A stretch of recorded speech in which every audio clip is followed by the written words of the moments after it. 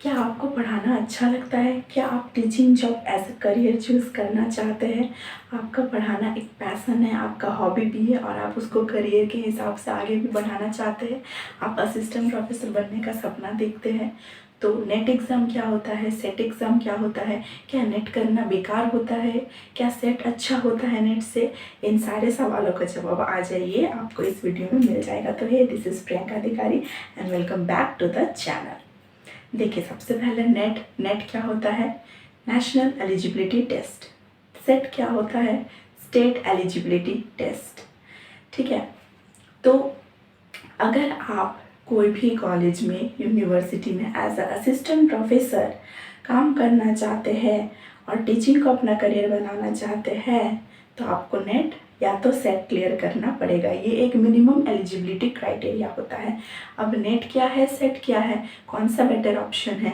तो चलिए सबसे पहले दोनों का डिफरेंस जान लेते हैं। नेट नाम से पता चल रहा है नेशनल एलिजिबिलिटी टेस्ट। ये कौन कंडक्ट करवाता है? इसका कंडक्टिंग बॉडी होता है NTA, नेशनल टेस्टिंग एजेंसी। जो सेट होता है, सेट कौन कंडक्ट करवाता है?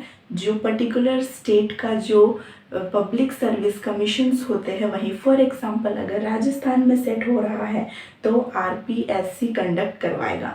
ये दोनों ही अंडर UGC के गाइडलाइंस ही होता है, यूनिवर्सिटी ग्रांट कमीशन।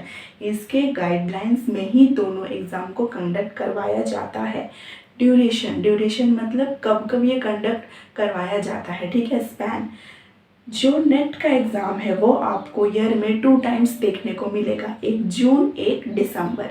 कोरोना के वजह से ये साइकिल बिगड़ गया था, लेकिन अब जून और दिसंबर में ये साइकिल मेंटेन हो रहा है। सेट जो है वो ईयर में एक बार ही होता है, वंस अ ईयर। नेट जो है, अगर आप नेट क्वालिफाई करते हैं तो ऑल ओवर इंडिया, क्योंकि ये नेशनल है, ऑल ओवर इंडिया आप कोई भी स्टेट में अप्लाई कर सकते हैं। लेकिन सेट ये स्टेट एलिजिबिलिटी टेस्ट है, तो आप जिस पर्टिकुलर स्टेट का एग्ज़ाम क्लियर करेंगे आप उसी स्टेट में ही अप्लाई कर पाएंगे। अगर आपका नेट नहीं हुआ है तो आप सेट के लिए ट्राई कीजिए, और अदरवाइज सेट करने का ज़रूरत नहीं होता है अगर आपका नेट क्लियर हो जाता है। अब देखिए, सेट जो है ये क्या बोलता है कि सेट का जो पासिंग क्राइटेरिया है ये थोड़ा सा इजी होता है नेट के कंपैरिजन में।